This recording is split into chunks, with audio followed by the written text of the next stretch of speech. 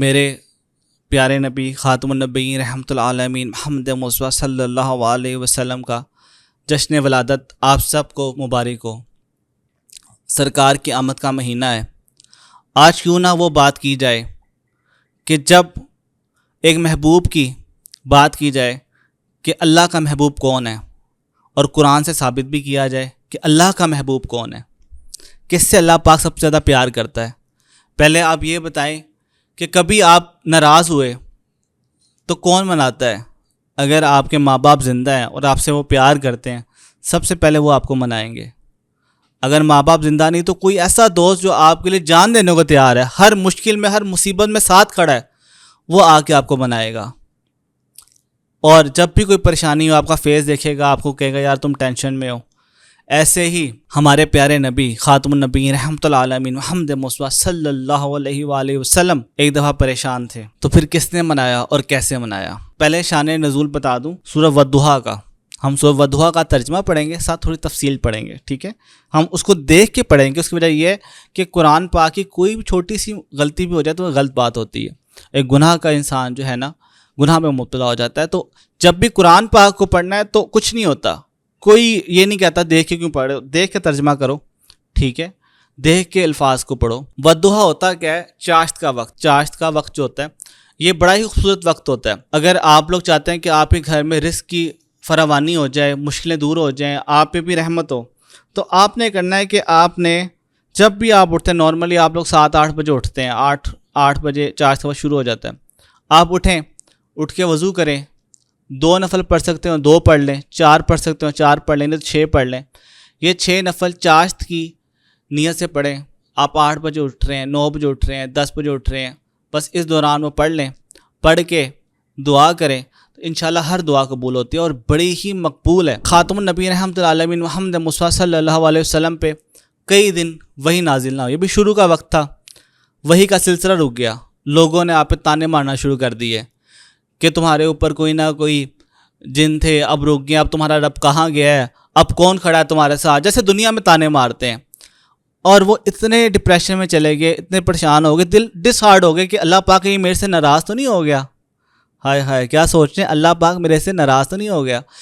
یہ اس پیار میں نا، اللہ کے اس پیار میں آپ نے جو ہے نا، آپ بستر سے بھی نہ اٹھ پائے ایک دن۔ تو آپ کے ساتھ گھر میں ایک بوڑھی عورت رہتی تھی، اس نے آپ کو تانا بھی مارا، کہنے لگی کہ کہاں گیا تمہارا رب؟ خیر اب تم بستر سے بھی نہیں اٹھ پا رہے۔ تو تب یہ آیت اللہ پاک نے اتاری۔ اللہ پاک دیکھو والضحیٰ، ٹھیک ہے، چاشت کے وقت کی قسم کھا رہا ہے۔ ہم آیت وائز پڑھیں گے، قسم کھا رہا ہے اللہ پاک، ٹھیک ہے؟ پہلی آیت کیا ہے؟ قسم دھوپ چڑھتے وقت کی اور رات کی جب چھائے جائے، نہ رخصت کر دیا تجھ کو تیرے رب نے اور نہ بیزار ہوا۔ اچھا، انسان قسم کب کھاتا ہے؟ انسان قسم تب کھاتا ہے جب کسی کو فورس کرنا ہو، بتانا ہو یار میں تیرے ساتھ کھڑا ہوں، میں تیرا ہی بندہ ہوں۔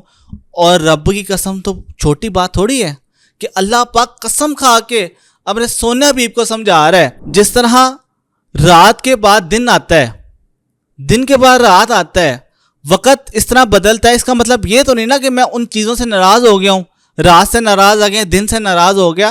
ہر چیز کا ایک وقت ہوتا ہے، اس پہ مقرر ہوتا ہے، ٹھیک ہے؟ اور حوصلہ دے رہا اللہ پاک۔ آگے اللہ پاک کیا کہتا ہے؟ اور البتہ پچھلی بہتر ہے تجھ کو پہلے سے۔ مطلب اللہ پاک یہاں ان کو حوصلہ دے رہا ہے کہ اب آپ کی جو کنڈیشن ہے وہ پہلے سے بھی زیادہ خوبصورت ہے، ٹھیک ہے؟ میرے خاتم النبی رحمۃ العالمین محمد مصطفیٰ صلی اللہ علیہ وسلم دنیا میں آنے سے پہلے نبی تھے، دنیا بننے سے پہلے کے موجود تھے۔ اور تبھی تو اللہ پاک نے قرآن میں بھی کہا نا، آیت نمبر 56 سورہ احزاب کے اندر، کہ اللہ کے فرشتے اور اللہ ان پہ درود بھیجتا ہے۔ تو یہ عمل تو شروع سے تھا، یہ وظیفہ تو فرشتوں کے پاس پہلے ہی موجود تھا۔ اس کا مطلب ہے سرکار تو دنیا بننے سے پہلے کے موجود تھے۔ تو اب وہ آپ فرما رہے ہیں کہ اب آپ پہلے سے بھی بہتر ہیں۔ آگے فرماتے ہیں اور آگے دیکھا دے گا تجھ کو تیرا رب، پھر تو راضی ہوگا۔ پھر اللہ تعالیٰ ان کو کہتے ہیں پہلے نہیں پایا تجھ کو یتیم پھر جگہ دی، ٹھیک ہے؟ پھر اللہ فرماتا ہے اور پایا تجھ کو بھٹکا پھر راہ سجائی۔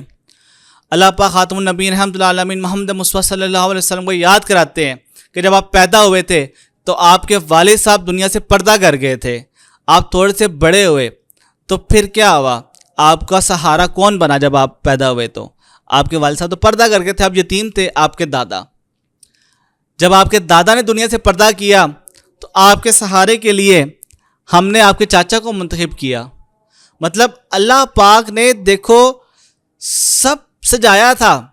اللہ پاک بتا رہے یتیم پیدا ہوئے تھے، مشکل میں تھے، کوئی اوپر ولی وارث نہیں تھا، تو ہم نے آپ کے دادا کے پاس آپ کو چھوڑا، انہوں نے آپ کی کفالت کی۔ پھر سمجھا رہا ہے کہ دیکھو یاد کرو کہ آپ کے چاچا نے کس طرح آپ سے محبت کی۔ حضرت ابو طالب نے آپ کو اپنے بچوں سے زیادہ پیار کیا، اور پھر اپنا علی بھی آپ کے پاس سپرد کیا کہ آپ نے پرورش کرنی ہے مولا علی کی۔ مطلب اتنا پیار ملا چاچا سے، اتنا پیار ملا کہ جب ایک شخص نے دیکھا ایک سفر کے اندر اور کہنے لگا حضرت ابو طالب سے کہ آپ کو پتہ ہے یہ کون ہے؟ انہیں فرمایا مجھے نہیں پتہ۔ انہوں نے کہا وقت آنے پہ یہ وہ سورج ہے، جب چڑھے گا تو دنیا دیکھے گی، یہ آخری نبی کی جو نشانی ہے وہ والا انسان ہے، وہ بچہ ہے یہ۔ تو حضرت ابو طالب نے آپ کو چھپا لیا، بچایا۔ اچھا پھر اللہ پاک آگے کیا فرماتا ہے؟ اور پایا تجھ کو بھٹکا پھر راہ سجائی۔ خاتم النبی رحمت العالمین محمد مصطفیٰ صلی اللہ علیہ وسلم اللہ پاک کی محبت میں بہت زیادہ جو ہے نا وہ کریز تھا ان کو، وہ بہت زیادہ وہ ڈھونڈتے تھے رب کی تلاش۔ آپ کئی دن پہاڑوں میں چل جاتے تھے، غاروں میں چل جاتے تھے اور تلاش کرتے تھے اللہ پاک کو، کیونکہ آپ بچپن سے پیدائشی وحدہ لا شریک کے ماننے والے تھے۔ آپ خاتم النبی رحمت اللہ عالمین محمد مصطفیٰ صلی اللہ علیہ وسلم اللہ کی ذات پہ یقین رکھنے والے تھے۔ وہ اللہ کی تلاش میں بہت زیادہ بے چین تھے۔ جب بے چین تھے پھر کیا ہوا؟ غار ہرا کے اندر اقرا آیت اتار دی۔ اللہ پاک نے غار ہرا میں خاتم النبی رحمت اللہ عالمین محمد مصطفیٰ صلی اللہ علیہ وسلم پہ وحی نازل کی۔ اللہ تعالیٰ وہ ان کو یاد کرا رہا ہے۔ مطلب دیکھیں اللہ پاک نے پہلے قسم کھائی ہے کہ ہم آپ سے ناراض نہیں ہیں، پھر ان کو سمجھا رہا ہے خاتم النبی رحمت اللہ عالمین کو کہ سرکار آپ پریشان ہو، آپ پہلے سے بھی زیادہ جو ہیں وہ چمکیں گے۔ پھر وہ سمجھا رہا ہے اللہ پاک کہ آپ یاد کریں جب آپ یتیم تھے تو ہم نے کس طرح آپ کو پالا، سارا کچھ یاد کرا رہا ہے۔ پھر اللہ پاک یاد کرا رہا ہے کہ دیکھو جب آپ بے چین تھے اندر سے، یعنی کہ اللہ پاک کی توجہ ہی سرکار پہ تھی، بے چین تھے اندر سے، تو پھر آپ کو ہم نے کیسے جو ہے وہ راہ دکھلائی۔ آگے اللہ پاک لکھتا ہے اور پایا تجھ کو مفلس پھر بے پرواہ کر دیا۔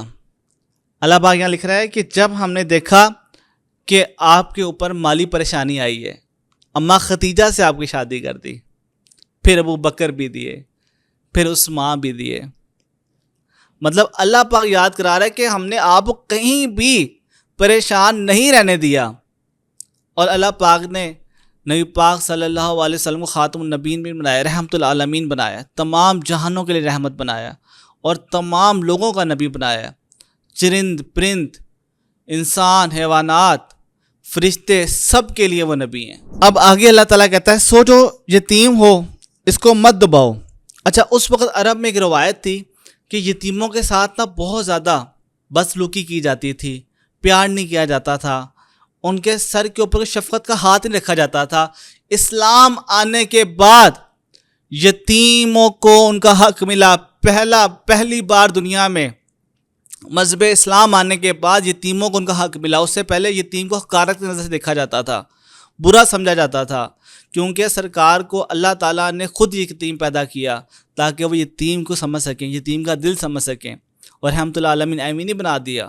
کمال میرے نبی جیسا کوئی نہیں، ہمیں بخشوا کے گئے ہیں، ہمارے لیے دعا کریں، ہم جتنے مرضی سب گناہ گار ہو جائیں، پھر روز قیامت ہمارے لیے دعا کریں گے چل اللہ بخش دے، معاف کر دے۔ ہم خوش قسمت ہیں کہ امت محمدی میں ہیں۔ اس سے بڑا اعزاز کیا ہو کہ خود جس کا نبی جس کے پیروکار ہیں وہ ہر وقت ہمارے لیے دعا کر رہے ہیں کہ ہماری بخشش ہو جائے، ہماری بخشش ہو جائے، ہماری بخشش ہو جائے، اور وہ کچھ مانگ نہیں رہے اپنی اولاد کے لیے۔ کیا مانگ رہے؟ کیا مانگا اپنی اولاد کے لیے؟ کچھ مانگا؟ دنیا کا کچھ بھی نہیں مانگا، حسن حسین کو قربان کر دیا۔ کیا مانگا؟ اپنے لیے کچھ نہیں، اپنی اولاد کے لیے کچھ نہیں مانگا، مانگا تو ہمارے لیے مانگا۔ بلکہ بڑا مشہور واقعہ سب کو پتہ ہے، خاتم النبیین رحمۃ اللہ علیہ محمد مصطفیٰ صلی اللہ علیہ وسلم نے منع فرمایا کہ یتیم کے سامنے اپنے بچوں کو پیار نہ کرو، کہ اس کے دل میں یہ نہ آ جائے کہ میرا باپ نہیں ہے۔ کسی مسکین کے سامنے ماں اپنے بچے کو پیار نہ کرے، اسے یہ نہ آئے کہ میری ماں نہیں ہے۔ یہ ہے میرا اسلام، یہ ہے میرا مذہب، یہ ہے حقیقت۔ آگے اللہ پاک فرماتا ہے اور جو مانگتا ہو اس کو مت جھڑکو۔ مطلب اللہ تعالیٰ کہہ رہا ہے کہ کوئی بندہ ایسے غریب ہے، مفلس ہے، آپ کے پاس آ گیا، ٹھیک ہے، اس کو آپ جو ہے نا جھڑکو نہ، دھکے نہ دو، بڑا بلا نہ کو۔ اگر آپ کے پاس نہیں ہے پیسے تو آپ معذرت کر لو، دل آزاری نہ کرو۔ مطلب میرا مذہب دل آزاری سے روکتا ہے، اور دیکھو کتنا خوبصورت مذہب ہے۔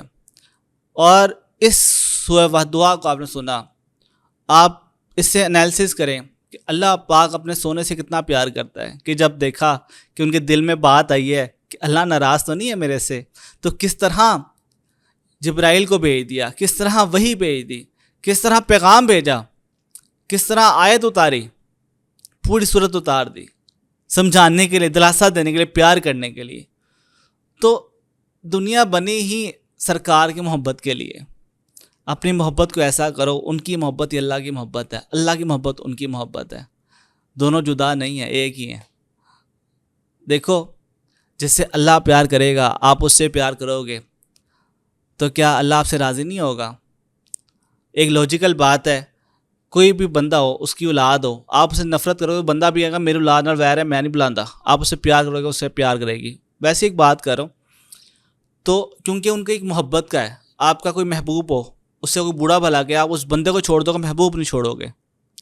آپ کا مرشد ہو، کوئی بندہ اس کو گالی دے، آپ اس بندے کو چھوڑ دو گے، مرشد نہیں چھوڑو گے۔ تو جس کا ذکر اللہ بار بار کرتا ہے، جس کو دلاسا دیتا ہے، ہمارے اعمال خاتم النبیین رحمۃ اللہ علیہ محمد مصطفیٰ صلی اللہ علیہ وسلم کی بارگاہ میں پیش ہوتے ہیں، تو ہاتھ باندھ کے گزارش ہے، درود و سلام اتنا کر لو کہ جب ان کی بارگاہ میں ہمارے اعمال جائیں تو آگے درود ہو، پہلے ہماری حرکتیں نہ ہوں، اس کو مناؤ، پہلے سونے کو مناؤ، پھر آپ خود ہی مان جائے گا۔ جزاک اللہ۔